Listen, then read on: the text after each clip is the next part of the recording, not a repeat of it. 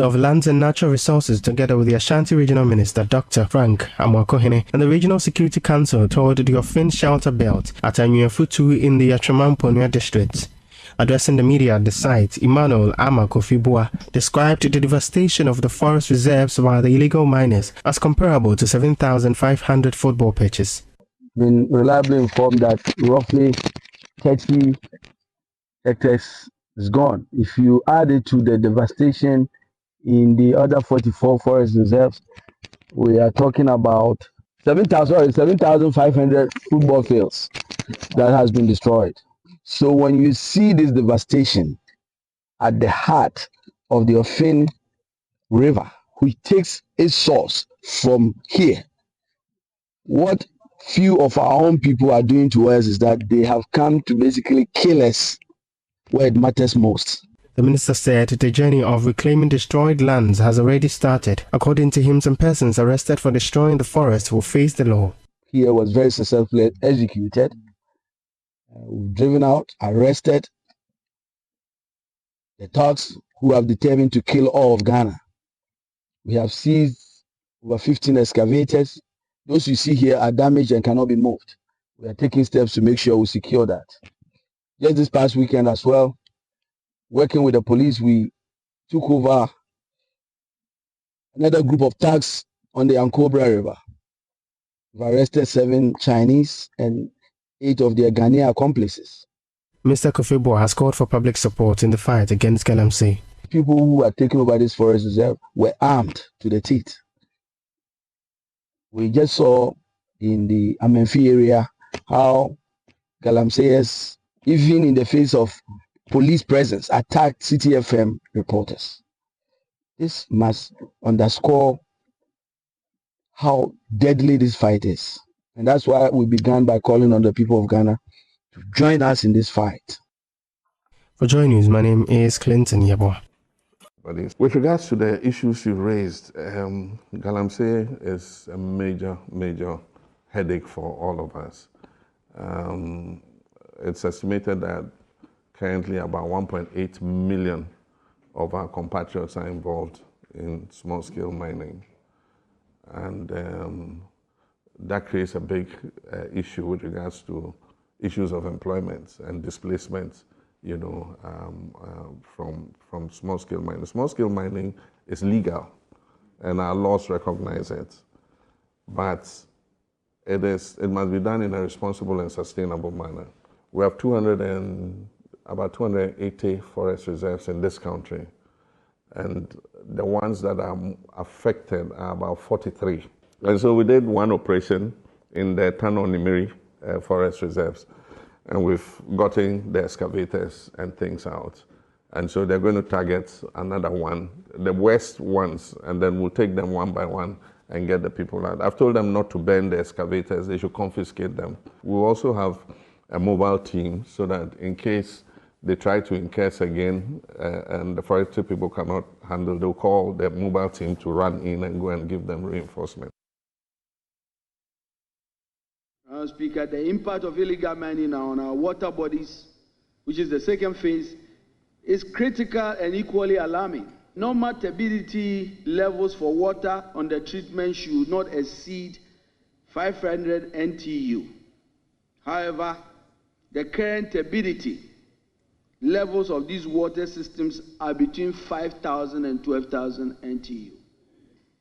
These water bodies are also contaminated with toxic chemicals such as cyanide, mercury, hydrocarbons, and used recklessly by these illegal miners.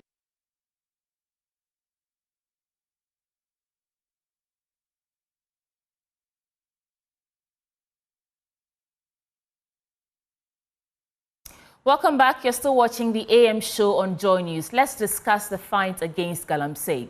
Because we know that 7,500 football pitches of forest reserves, that's the extent of devastation to our forest reserves through the activities of illegal mining, popularly known as Galamsey. Now, from burning of excavators to seizures, and talk about alternative livelihoods, can this existential threat be really cured? Our panel are here to deal with the vexed matters.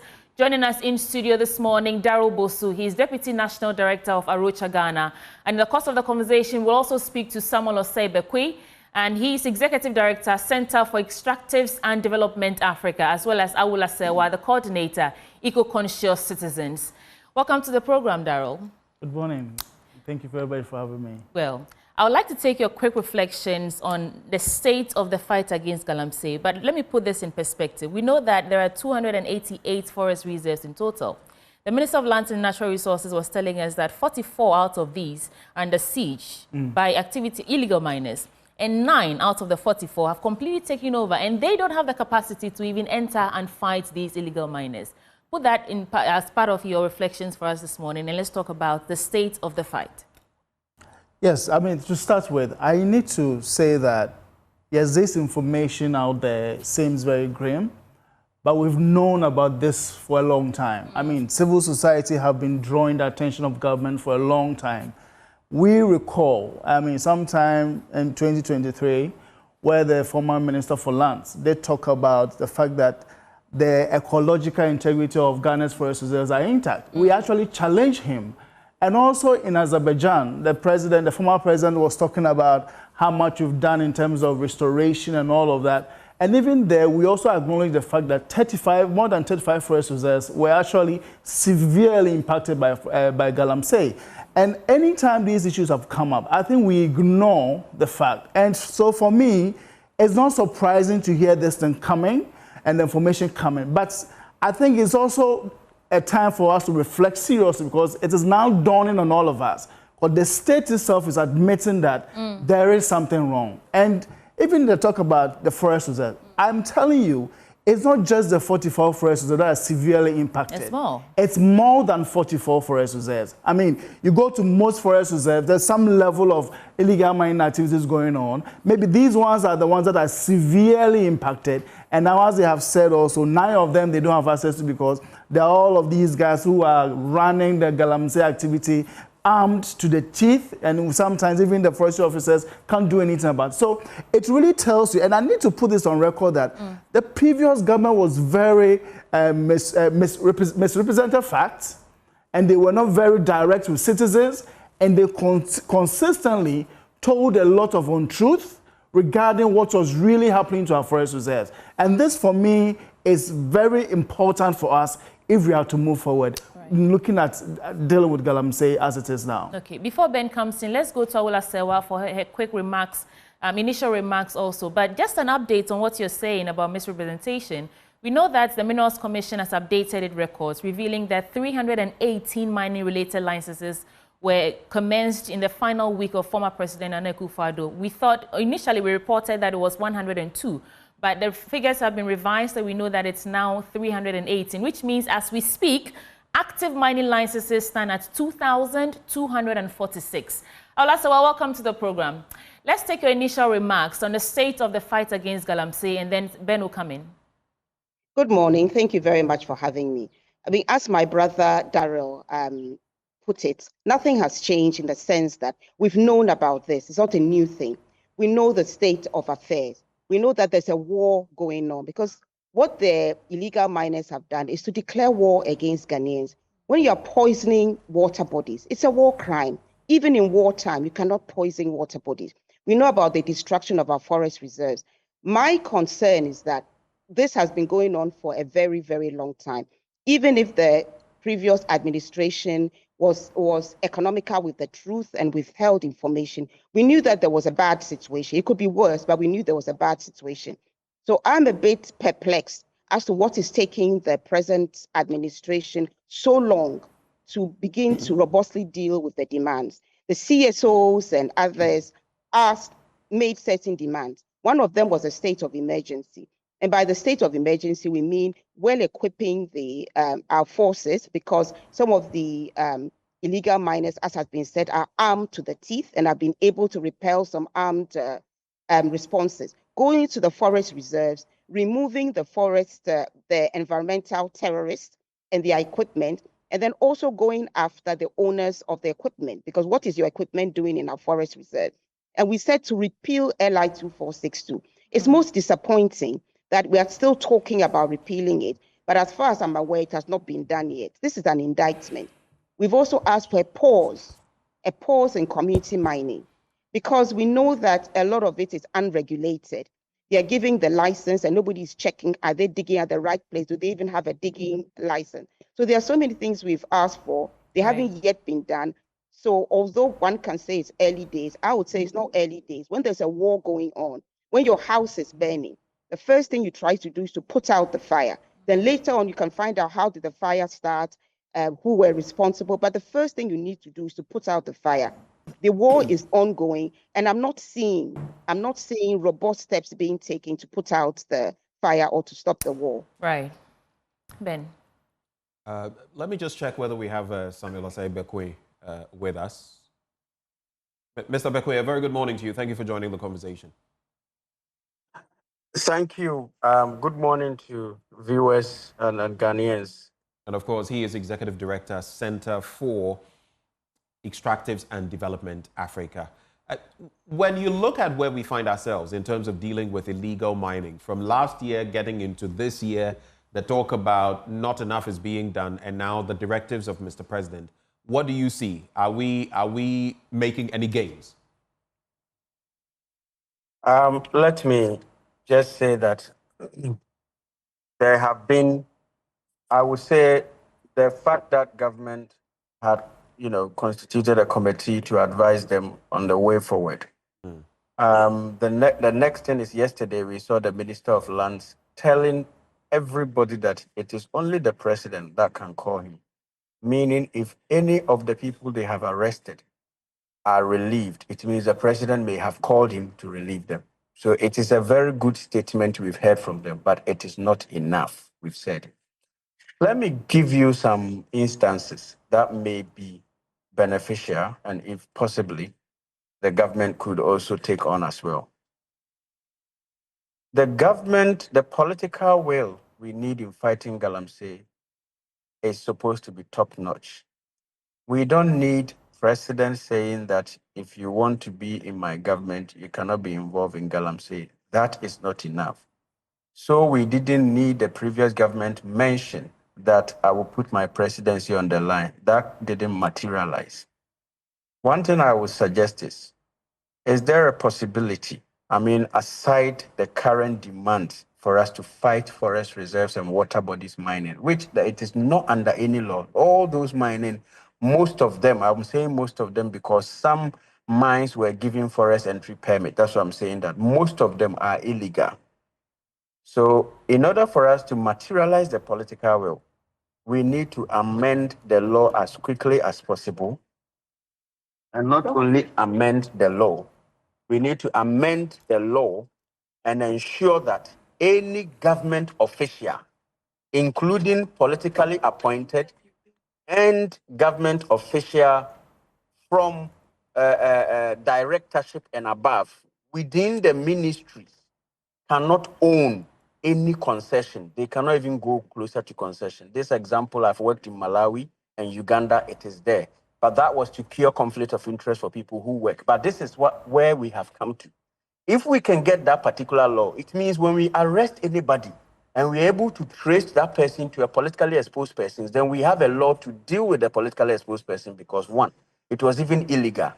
We have in the previous government, we have people who had said that I have a bigger person calling from office of the president or other big areas. We as CSOs, I have been on the ground. I have seen people being arrested and they have been from a bigger man. And without that particular commitment to ensure that people within government, people, politically exposed persons, which is not only people in government anyway, cannot own any concession. They cannot go closer to any of those. That one, we can say that the government is serious and the government wants to ban illegal mining or fight illegal mining. But let me also explain the state of emergency being called by most civil society and most people who are demanding for the fight against Galamsey. It's not, we are not saying we are banning small-scale mining. We are saying if you declare state of emergency, it will give a legal mandate. It will give a mandate to the police, to the law enforcement, that now this place is all state of emergency. So what are you doing here? Nobody should have a reason to be on river bodies trying to say we are mining. Okay. Point In as made. much as now, many people can go in there. That state of emergency would be very key to empower the law enforcement. Right. Let me bring in Awula Sewa. Now, the committee, you say that practically you're not seeing much being done. This committee has been set up. The president has spoken on Galamsey. We were all talking about the president famously, or infamously, not having spoken about Galamsey, especially in the SONA and among others. But now that has happened, he's called for the seizure of excavators instead of burning them for the sake of evidence. And now the sector minister tells us we are looking at about 75 football pitches in terms of size of forest reserves that we are losing. But on the other end, you will ask which sane country will do what we are doing? The military, are we saying that these armed brigands are stronger than our military and our security services, that we can't cure this? Awula, what is your take on that? Well, my take is that obviously we didn't see the war going on as something we needed to deal with immediately. I have compared it to a house burning. When your house is burning, the first thing you do is put out the fire. I mean, I'm tired of lamentations. Oh, so much of our forest reserves have been destroyed. Hello? That's not news. We've known it was going on. And that is why before the elections, in fact, the campaigns have been going on since 2017 or before. But during the run-up to the elections, that is why there were demands that were made. And if the current administration had taken it seriously, this is not the time to be setting up committees. But what I would say is that let's not forget that in parts of Latin America, there are no-go areas because the drug cartels have become so powerful and they are so well armed that they have made it no-go areas. We haven't yet reached that state. But yes, it's on record that some armed responses have been repelled by some of the armed environmental terrorists. That's why we're saying that let's stop talking. Let's immediately declare a state of emergency so that we can go into the forest reserves and begin to remove the illegal miners and their equipment. And let me also say this, as an environmentalist, I was against the burning of excavators. But what was told to us was that a lot of the time, the illegal miners immobilize the excavators, so you can't remove them.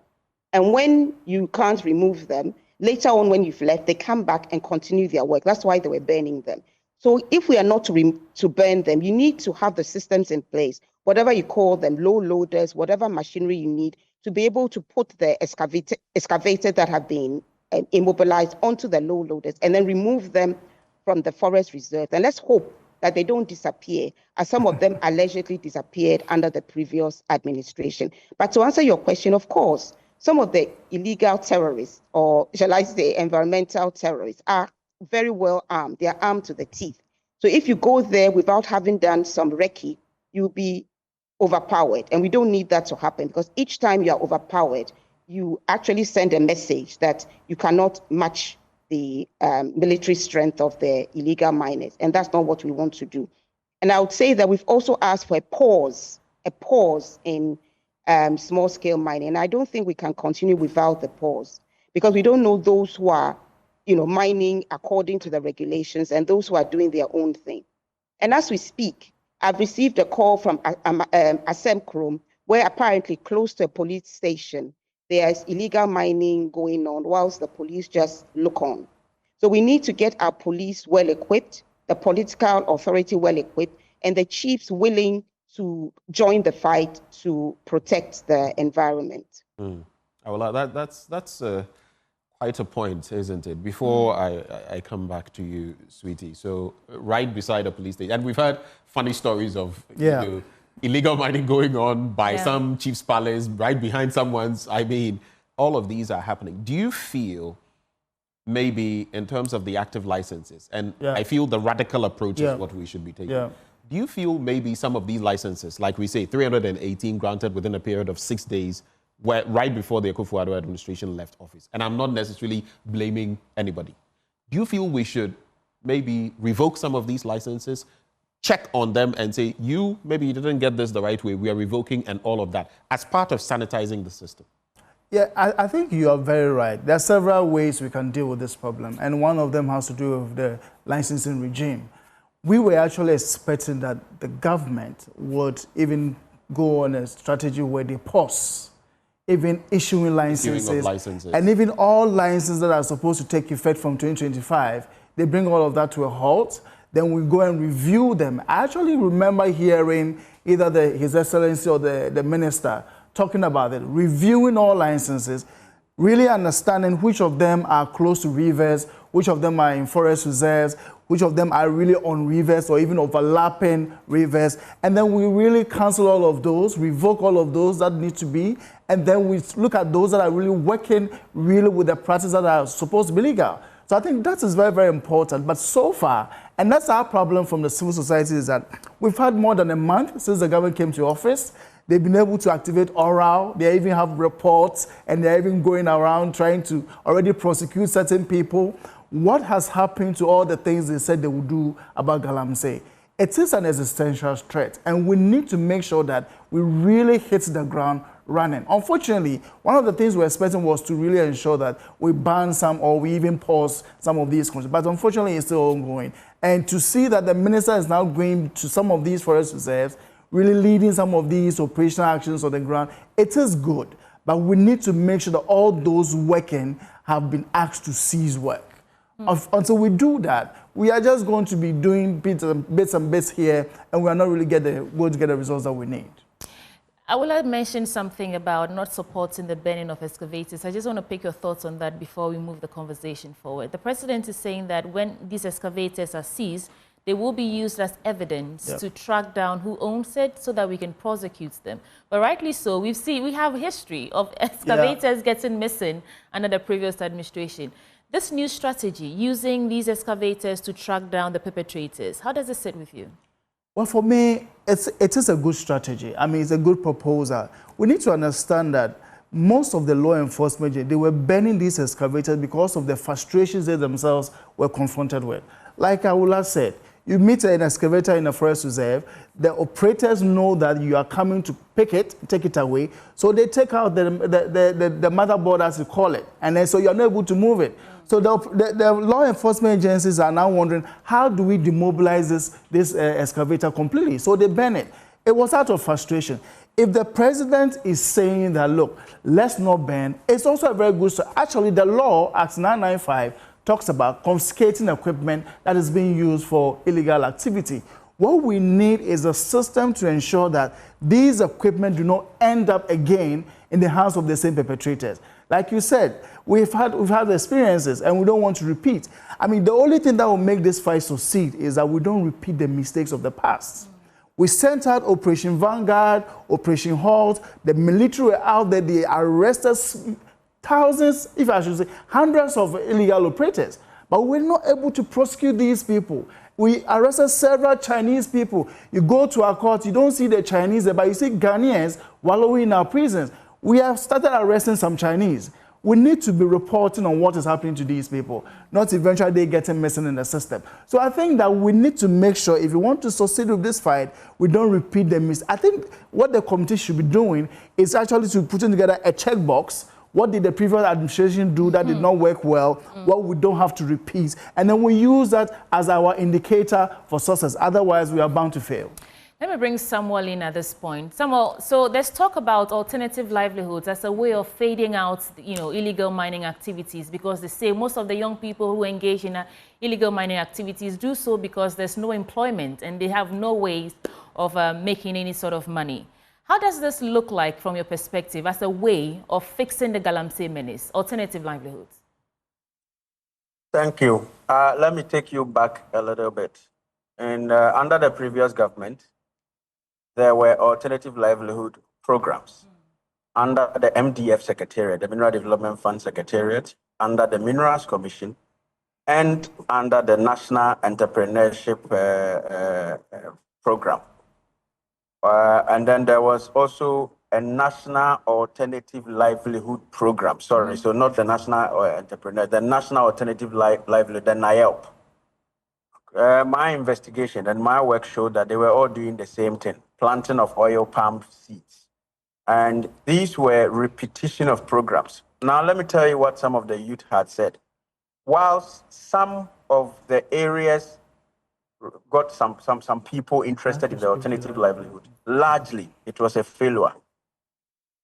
The youth informed them that they should go and tell the mining companies to go and plant oil palm before they come and tell them to plant oil palm. The key thing is, if economically, if the alternative livelihood is not something that generates value compared to what they get from Galamsey, it may be very difficult for you to divert the youth attention. That I have to mention. And that is the evidence, including some even large-scale mining trying to conduct this evidence, and they found out that now let's work with them, cede off some of our concessions, and then work with them, buy them machines to work because they want to do mining. Let me take you back up on the alternative livelihood aspect. I personally do not see that the alternative livelihood would work to a success that we expect. It may work, we can get maybe 10%, 15% success, but we may not get to a success where we can divert the attention of the youth. Sometimes I want us to go to the ground and see the number of persons involved in illegal mining.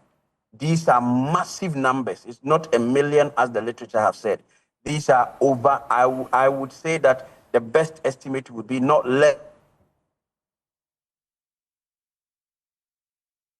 particular illegal mining.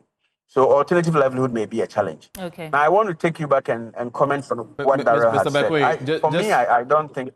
Mr. Bekwe, if you can hear me, we lost you briefly. When you were mentioning the figure, we did not get the figure.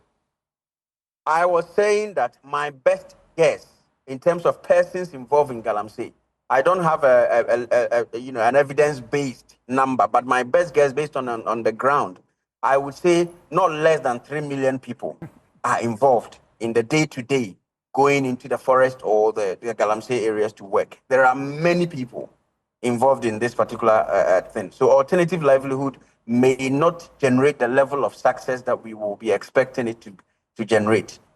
So that's what I would want to say. But I wanted to get back to what Darrell had mentioned. For me, I have visited some small-scale mining who have license, doing active and very, very responsible mining. I don't think pausing all those activities would be the best. I think that the first victim is the forest reserves and the water bodies. The Minerals Commission does not have any right to issue any license on forest on water bodies or forest reserve for small-scale miners.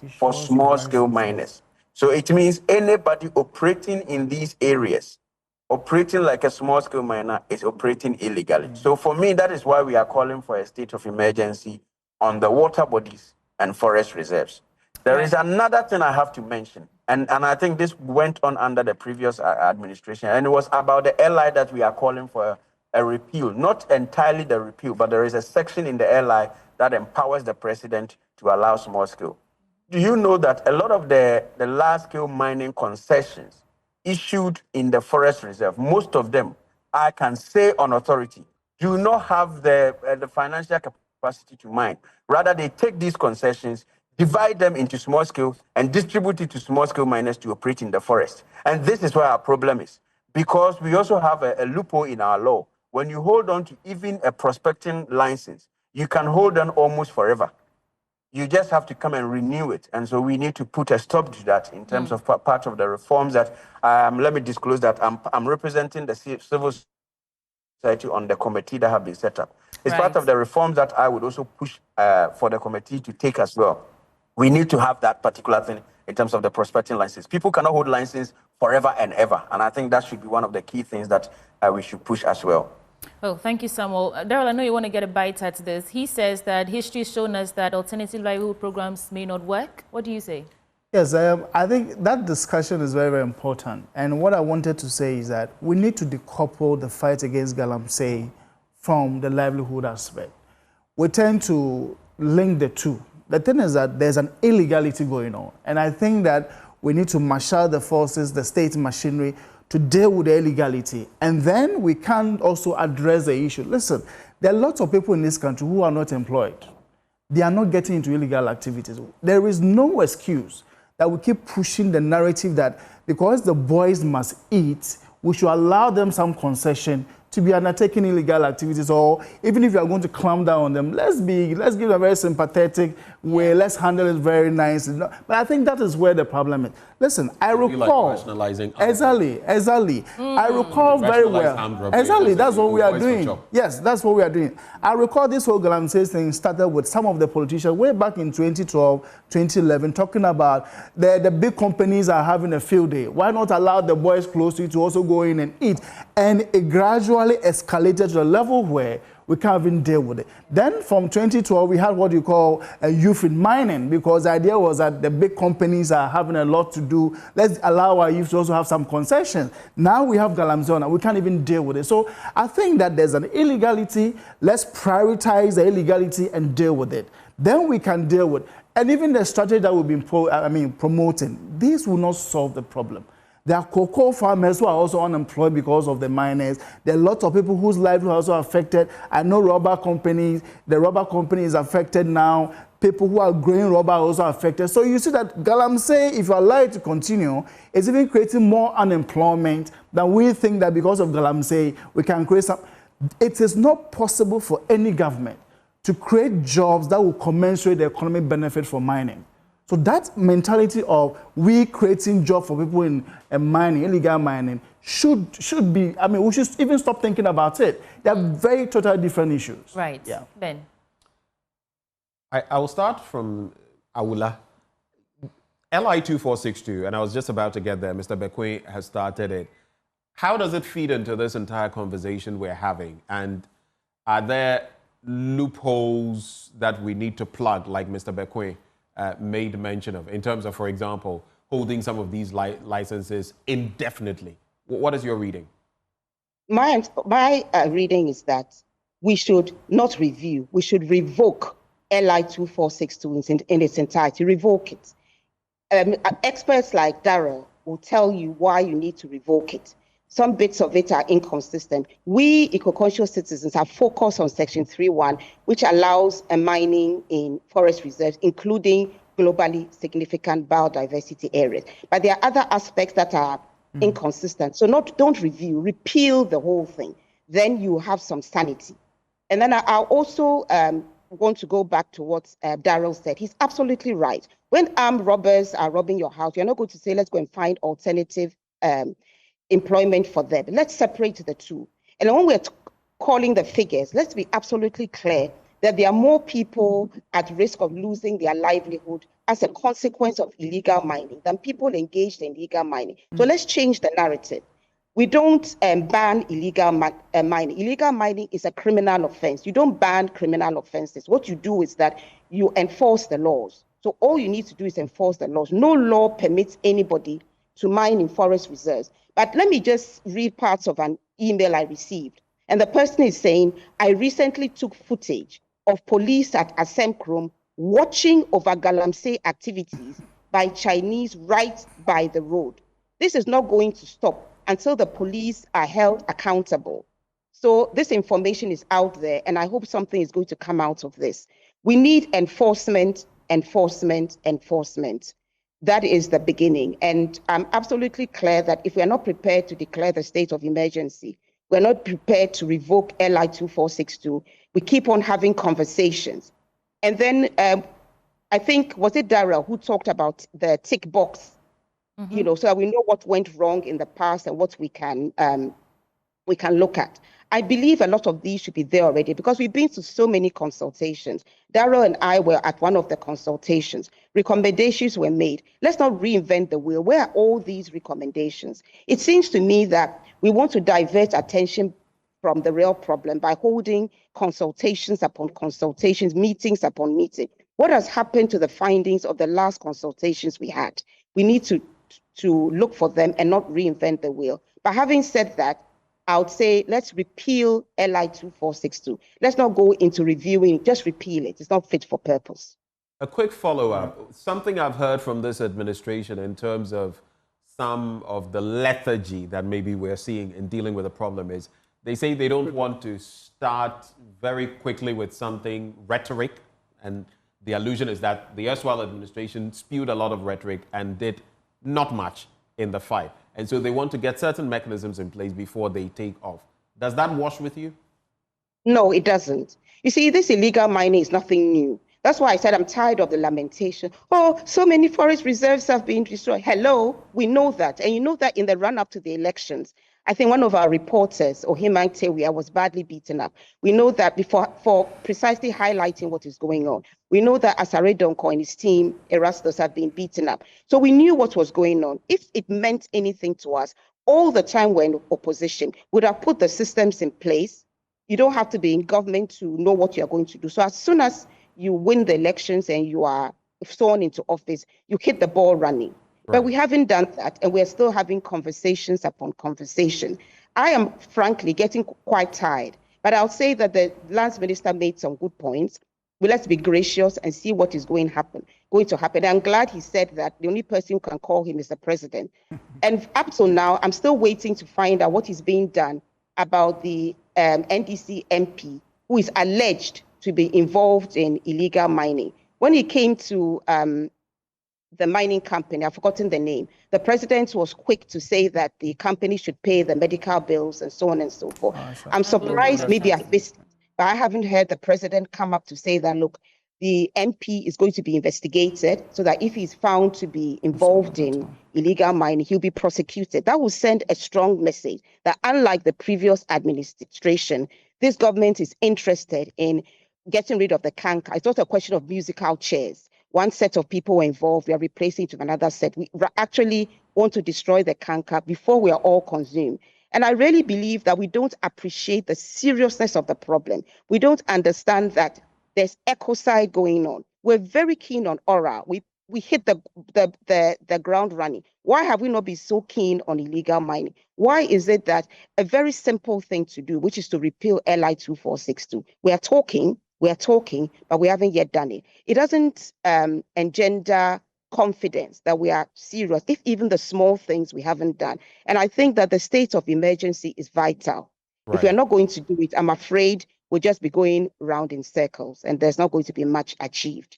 And I don't want Ghana to sink to the level of some Latin American countries where the drug cartels control parts of the country. But we are getting to that situation. Right. Before I go to Mr.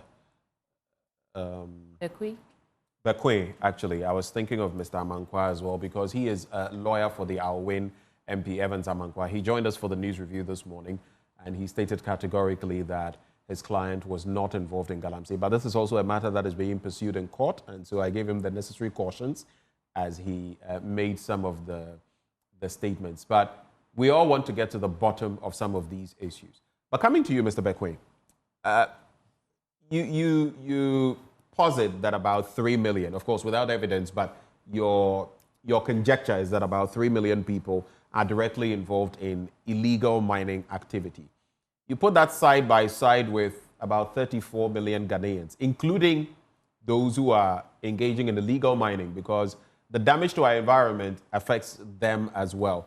The issue then of livelihood, their livelihood versus the communal livelihood and the impact. I mean, how drastic should the actions be?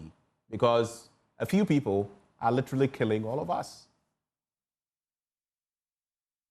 Thank you, Benjamin. Let me make it clear that the question posed was, will alternative livelihood work?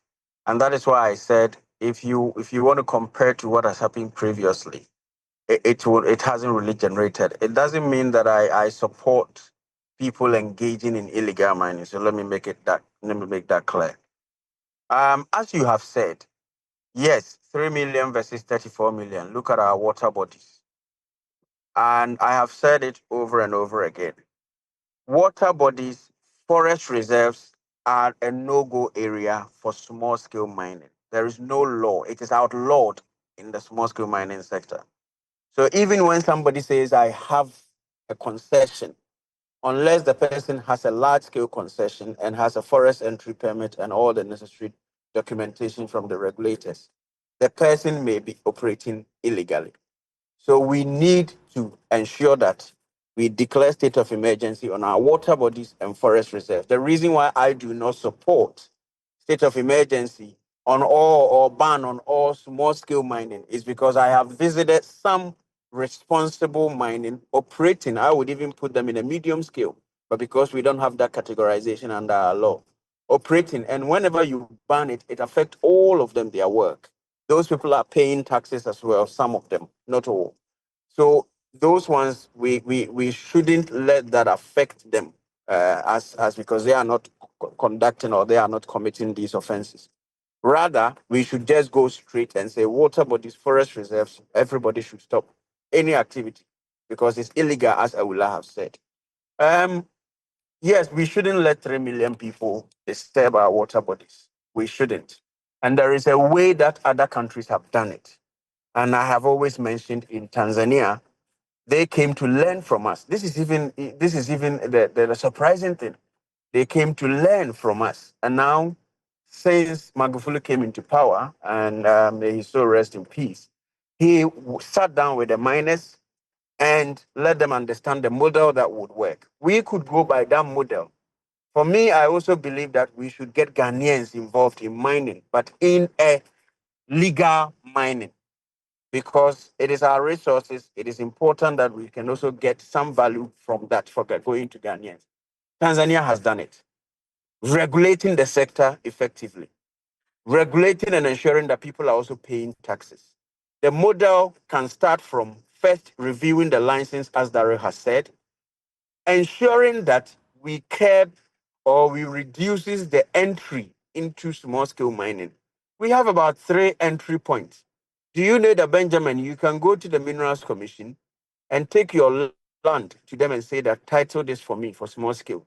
Once they have not issued that particular land to anybody for mining, they will title it for you.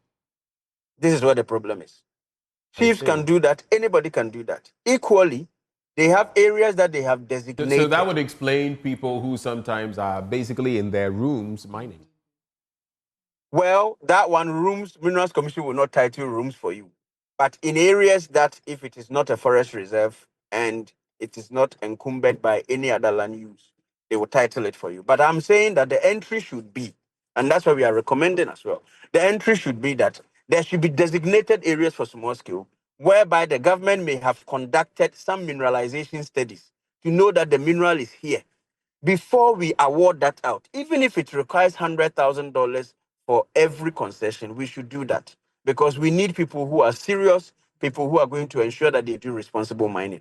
For me, if we limit the entry into small-scale mining, it will rather reduce, and it will make it easier for regulators. Because anywhere we see you mining, we have to come and check, ensure that you have the right license to do that. Right. And therefore, we can say that because not anybody can come to Minerals Commission and title their land for small-scale mining, you have to go through some rigorous process and to do that. Right. And then we should support such encouragement. In Ethiopia, they have also started, they have also a step, let me say, a cascading system where you can start as an artisanal, regulated, and then once you perform all the necessary duties, you can move into small scale, move into medium scale, and move.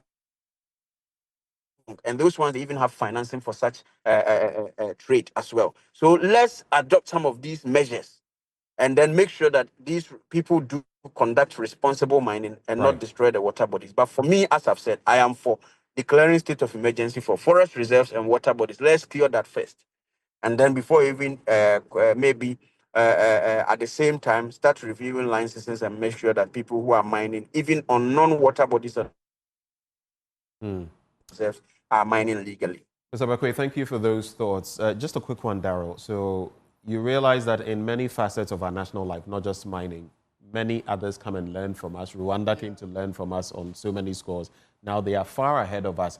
Kenya, when they were establishing their law schools and the system, what is it with us? We have the best, yet we can't implement it. Even Cote d'Ivoire, neighboring Cote d'Ivoire, has a better system in terms of dealing with illegal mining. But someone sent an interesting message. Of course, these excavators also have number plates. They have chassis numbers. And so if we want to trace, even if they are immobilized, we could do so, right? We even track what you call the trawling ships and those trawlers on the oceans that do the fishing and all of that. Indeed. So nothing stops us. I mean, we understand that some process, some technocrats set up actually a system to track our excavators and all of that. They only needed to activate it in the previous administration. It all went to nothing. I mean, so I think there's a problem. We start something, it has the potential, and because it's going to bring in some transparency, we find a way to kill it, or we do not activate it. So I think this, what you are talking about, is one of the easiest things we can do. We can track it right from the port till it lands, it gets to the field. Wherever it goes, we can actually follow where each of the excavators is working. We can use geofencing to even limit the operational areas of these excavators and all that. We are just refusing to do that. That brings to mind something very quickly. Should it be, because of the fact that excavators under normal circumstances are used in certain activities, from construction and then to mining, should we then have a system where once an excavator comes to our port, we put some sort of tracker, national established as an outfit tracking on the excavator, so that if we see that excavator X was brought in to do construction, somehow it is approaching a forest reserve, immediately there's a trigger, and should we get to that point? I think, you see, excavators are not only used for mining, and because they are earth-moving equipment, they can do damage within a short time. I know of people using the excavators in the deep of the night to actually dig sand winning and all of that. So there's actually a need to track all the excavators that come in, be it for Galamsey, for mining or whatever.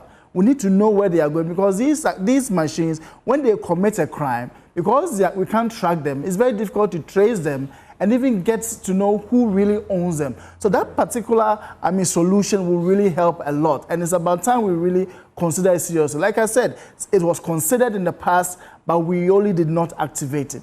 Now, I want to just talk about a few other points that Samuel raised, which I want to say I concur greatly, and also the fact about the entry into small-scale mining.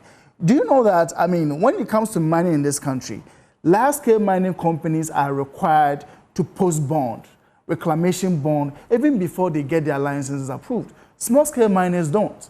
You can actually get your permit, there's no need for a reclamation bond, and then you go ahead. So they can actually mess up the area and leave without anybody compelling them. Consequences. So that is why I think that we need to also, as part of reviewing our mining regime, really internalize what you call the polluter pay. Because most of the time, these miners come, they destroy before then we start go looking for them. Look at the issue we are talking about, these 9 forest reserves. We know those companies that were working in these areas. Professor Frimpong-Boateng's report gave us information as to who was working there. Even now, if you ask the Forestry Commission which companies were active there, they will tell you. We can use information to charge these people or these companies to really fix these forest reserves that they have destroyed. And if I could also share a few insights on why we also believe that the LI 2462 needs to be completely repealed. Now, there used to be a guideline for mining in forest reserve, and that guideline only limited any mining activity in our forest reserve. And I need to say that it was not all forest, it was just limited to protected production forest reserve. We have over 280 forest reserves. Some of them are categorized as protected, others as production. So with production, we are taking timber, we are taking all sorts of things there. And the previous guidelines said that only 2% of all production forest reserve could be placed under mining. That was the guideline. Now, a new law comes in, it actually removes the limitation. The new law being LI 2462. It removes the limitation of 2%. Now, practically every forest reserve in its entirety can be mined. Then there was the issue about specifically targeting GSBAs, which was also protected under the guideline. So there are 2 reasons why we need to remove this law, because first of all, it removes the limitation of 2% for production forest reserve, and it's also specifically target forest reserve that were not previously even considered for mining. Then there is this other point which is also very sad. Before you get any permit to even mine in a production forest reserve, before, you needed to go to the Forestry Commission and even ask for clearance. Right now, they place priority over the mining rights rather than the forest entry. So you need to go to Minerals Commission, get your ratification before you come to a Forestry Commission. Listen, I have entry permit. I have what? Mining rights. Will you let me mine or not? Now, this is somebody who is working under the ministry. If a minister says, I've given this person a permit, what can I do as a forest gatekeeper to stop you from going into the forest? Now, there's another side bit of it that we need to also be very clear about. The new LI is requiring that if a mining company goes to clear an area of about 100 hectares, that same mining company is expected to establish and manage a biodiversity offset area 3 times the 100 hectares outside the area of work. Just look at our landscape right now. Every place is destroyed. Community lands are taken up. Whose land are you going to take up to really then set up as a biodiversity? So there are a lot of inconsistencies and a lot of things that shouldn't be in that law. That's why we are saying, look, let's go to the drawing table, let's repeal this law, and then really look at it critically. What do we need to do about our forest reserves? And then keep all protected forest reserves out of the scope of mining for good.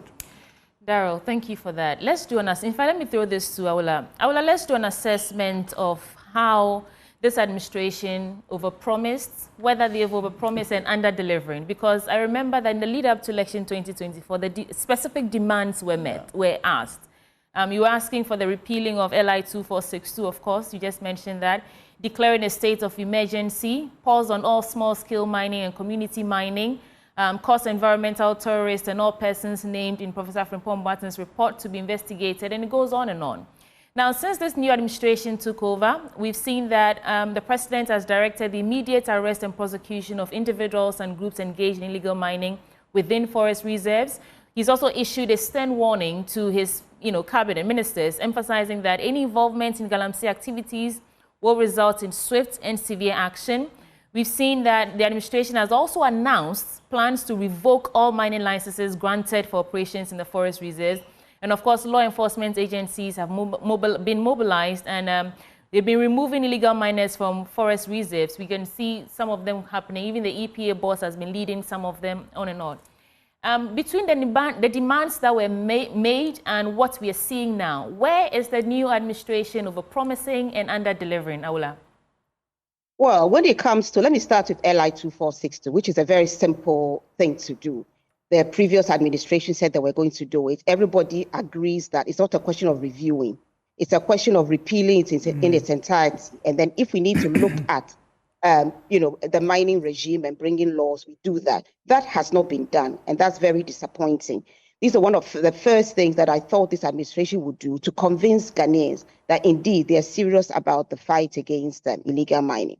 And then we are also going back to the state of emergency. It could have been declared. It hasn't been declared. And as I think all of us on this call have agreed that without a state of emergency, on our forest reserves and water bodies, we're not going to get anywhere. And let me say this, no law in Ghana allows whether small-scale miner or large-scale company to be mining in our water bodies. There's no law that allows you to do that. So anybody there is committing an illegality and should be arrested and prosecuted. And you see, and I have to say that our problem in this country has always been enforcement. You've talked about people from other countries coming to learn from us. We are allergic to enforcement, not just when it comes to the mining sector.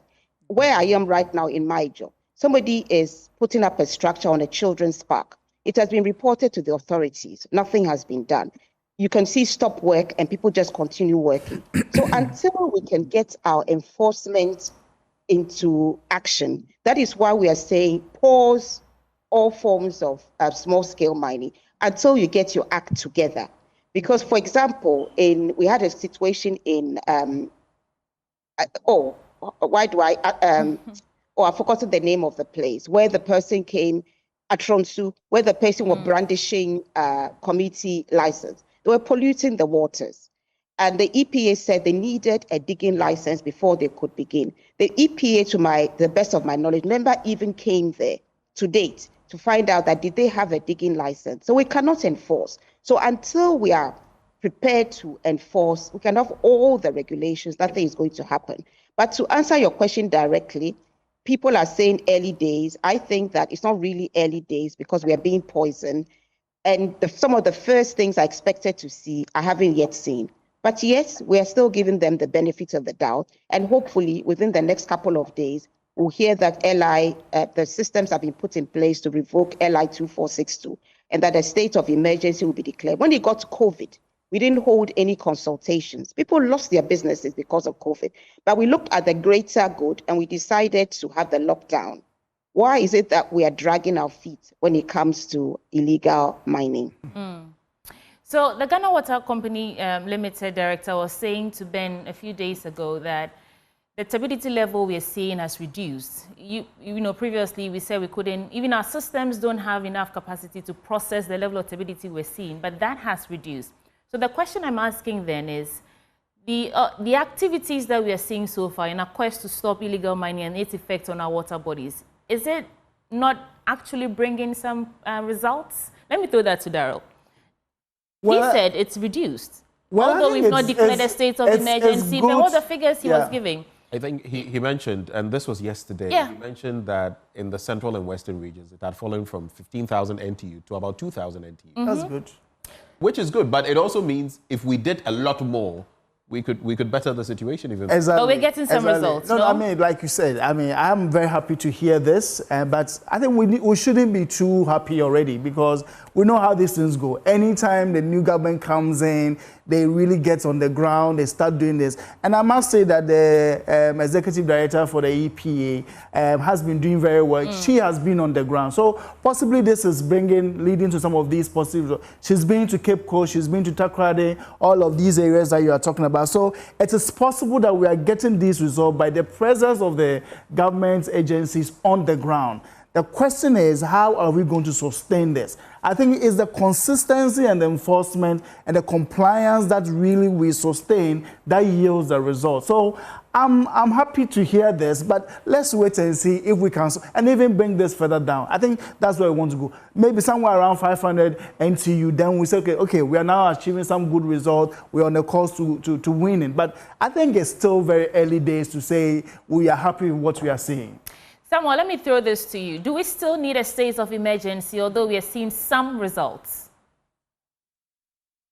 Yes, a very simple answer is yes. The state of emergency allows the law enforcement to go in with a plan. Because now, sometimes you go in and say, oh, I have this license, I have that, even if it is a forged license. You have to probe and all that. But when there is a state of emergency on our river bodies and our forest reserve, then it means nobody has the reason to be there. And then we can purge the system and ensure that any forest entry permit issued, if it is legal, let me mention this, we need to ensure that the person working in the forest, if he has a forest entry permit for large scale, is going to adopt mining methods that ensures that it is responsible. Because it's not just the new companies. There have been forest mining for some time. I don't want to mention names, but those companies were doing responsibly. They were even planting just to replace the trees they have felled. So if you fell like 1,000 trees, some of the companies planted about 3,000 trees. Some also did a very important reclamation as well. So it is possible to ensure that we have that for large scale. But for small scale, nobody has the license. So yes, we still have to declare the state of emergency. Now, my last question to all of you would be the issue. We cannot discuss Galamsey without talking about weapons. And I want to quote what the Minister for Lands and Natural Resources said. He said they're heavily armed with sophisticated weapons and very violent with a large number of excavators, making it extremely difficult for a forest guard and rapid response to control them, since they have no such sophisticated weapons to control them. The question is, where are they getting these weapons from, and what do we do as our approach to counter what they're doing? If you were to make an educated guess, where are the weapons coming from and how do we tackle it? A lot of the weapons, a little I know. I think we have a network illicit activities in the small sector. Okay, we lost you. Can you hear me now? Kindly start afresh. We lost you there for a bit. All right. A lot of the weapons, my limited knowledge on them, that a lot of the weapons are smuggled in. There is a clear linkage between, I would say, small-scale mining or illegal mining and weapon importation. some weapon importers or smugglers target these mines as their customers because they know they need them to protect their assets or whatever they are doing, the illegalities they are doing. So that link is there. Initially, you may have thought that these weapons were small arms and light weapons, but some of them are not. Some of them are heavy weapons as well. There is pump-action guns. I know it's classified as small arms. Pump-action guns. Some of them are even AK-47 used in these mines as protecting these mines. And I think that is another thing altogether. It's not even part of what we are discussing. Those are illicit activities and illegal activities linked to the small scale. Right. And some organized crime groups using the small scale sector to perpetrate their crimes. That's another topic altogether. For the sake of time, I'll just give you about 30 seconds, Daryl, to get a bite at this. Where do we even start from in dealing with these sophisticated weapons that the states cannot match? I think this issue was also pending from last year. I worked with some military officers from Burma camp, and they acknowledged the urgency of the issue with the escalation of arms proliferation in the mining side. So I think that it's also an issue of we being negligent. We knew this was brewing. We watch it. Now it's become pervasive to the extent that you go to site and there are guys, and there's even fears that some of these guys have been coming from Burkina Faso with the insurgency and all these cells really springing up. So I think that it's an issue of national security that we need to treat with all the urgency it demands. But so far, I think we just have a kid's glove approach to it, which for me, I don't think is the best way to go. And so is it a gap in what national security is doing? Are they not doing enough? Well, I mean, this shouldn't be happening. If it's happening, then that means that there's something wrong. So I think they need to really look at their strategy in dealing with this. Yeah, they need to really look at it. Awola, you have the final word on this. Well, this shouldn't be happening, as has been said. We face national security concerns in addition to an existential threat. We really need to take the bull by the horns. We need to do our intelligence work and go into these forest reserves, make sure we are well armed to deal with the environmental terrorists and remove them. Every minute we waste is every minute empowering them, and they are getting stronger and stronger. There's a cautionary tale. Do not get to the level of these Latin American countries where the drug cartels are heavily armed and in control. Let's act now. We have the capability. We have the resources. All we want is the political will to ensure that we nip this canker in its tracks. We do not allow it to continue one day more. I've had a group of people discuss that these sophisticated weapons and these people who've laid siege to our forest reserves, the one-stop solution is just open fire on them from above, because then they may not be able to retaliate. Would that be too extreme? That's too extreme. That is actually just out of the question. Are they not killing us? Well, they are, but you see, any action you take that is going to also take another life is not for us appropriate. And I think that there are ways we can deal with this without really shooting to kill people. I think there was some instances in the previous action that were proposed, the previous administration. I think we all came struggling against it. I am rather more in support of we having deterrent measures that would rather demobilize the equipment and make it so difficult for anybody to even get the equipment to even work with than going to the ground and shooting people. I think that is just out of the question. Ben, a quick reaction to that. You know, one of the reasons we have laws is to act as deterrent. So if you see that Asomesi does X and the consequence is Y, you know that if you do X, the likelihood of suffering Y is high. I am all for protecting life. But you see, with Galamsey, so many lives are being lost. You are well aware. I'll be preaching to the choir. Children who are being born with all kinds of deformities. Would that not be quite a deterrent if you realize that, look, we may be outgunning the military and all that, but if you are caught, you will be shot, you will be gunned down. Mind you, under Rawlings, there was a point where armed robbery was rife. And the military, and I'm sorry to say, I'm not supporting, but they took on armed robbers. And what did we see? At that time, I lived in one such community I just don't want to mention. Armed robbers were just running amok. It took such action, and then it abated. I think for me, the response I have for this is that, look, we have not explored diligently all the other measures available to us. This, for me, is very extreme. We are not even there yet. It should even be considered. The police have not been diligent in the way they enforce the laws that we have. We have not been able to effectively track the equipment. We've not been able to ensure that our licensing regime is appropriate and well done. So there are lots of loopholes in the system. So we are not at this point at all. And like I said, once it involves taking lives, you are actually, kind of using summary conviction and then executing people, which for me shouldn't be the order of the day. We shouldn't get there at all. I think that's our these people have guns that I think the intention behind the guns and the weapons they wield is simply to shoot anyone who dares to obstruct them. Please go ahead. You know, even in a war situation, there are rules of engagement. Where there's a war going on against Ghana by environmental terrorists. So you respond. They shoot at you, you shoot back. But even in wartime, you don't shoot somebody in the back. There are certain things you don't do. So yes, I am against shooting, just going around and shooting. But yes, if they engage you, you return fire. And if in the process they happen to be killed, this is what will happen. But I think that we have to, use all the tools at our disposal. But yes, there's a war going on. And in wartime, if you attack persons, they can attack you back. There's something known as self-defense. But self-defense, the situation needs to be there. You don't just, I agree that by their actions, they are poisoning all Ghanaians. But we still cannot just go and start shooting willy-nilly. We declare the state of emergency. We are there. They attack you. You return fire. That is what should happen. Thank you. Then let's also bring the conversation into the conversation. Godwin Ama, he's General Secretary of the Ghana National Association of Small-Scale Miners. He joins the conversation. For you, Mr. Ama, you're joining the conversation at a point where we've exhausted quite a bit about it. What is your take on resolving this menace called Galamsey? Okay, thank you and good morning. I think we've spoken about this issue for quite some time now.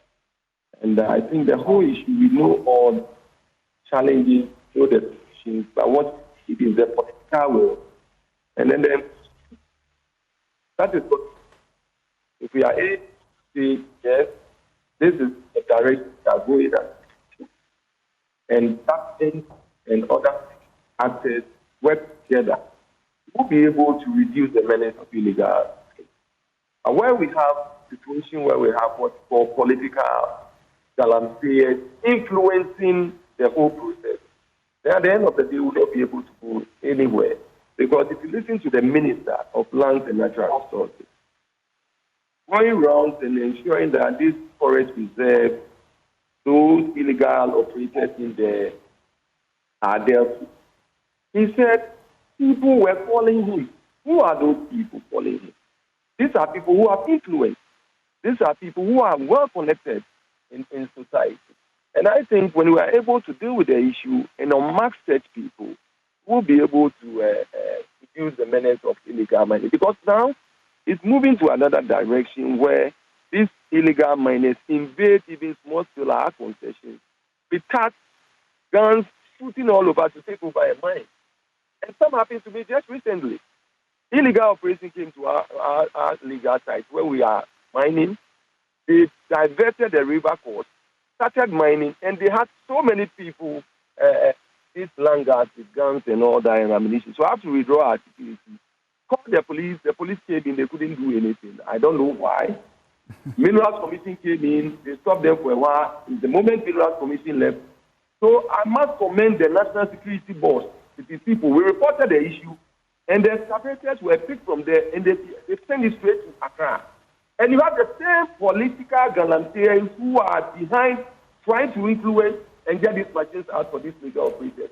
But the national security, I must say, that the coordinator has done a yeoman's job with all this pressure and all that. So if government is able to put its foot down and say no, anyone who will try to influence the system and then unmask them will reduce the menace of illegal mining. Because the solutions are there.